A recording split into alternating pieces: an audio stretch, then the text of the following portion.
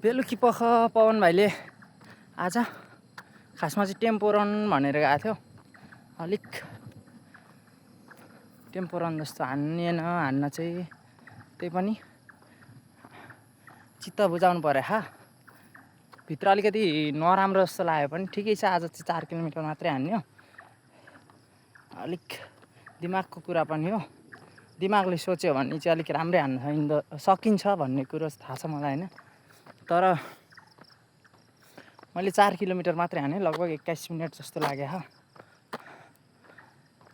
पसिनाले चाहिँ 4मै नुहाउन चाहिँ।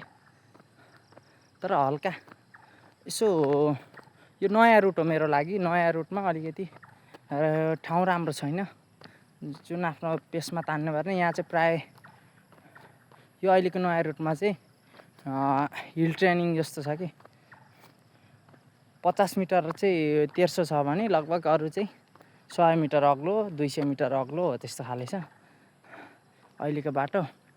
त्यही भएर टेम्पो रन आजको हप्ताको टेम्पो रन थियो, त्यसलाई चाहिँ अलिकति गाह्रो भयो है त। त्यही पनि आज राम्रो छ। एक प्लट चाहिँ म साँझ पख निक्लेर नुहाइसकेको छु है। सबैजनाले पवन भाइलाई माया गर्नु होला।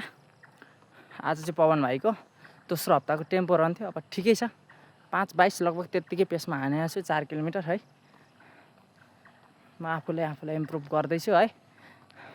सबैजनाले माया गरिदिनु होला। हस्, बाई बाई।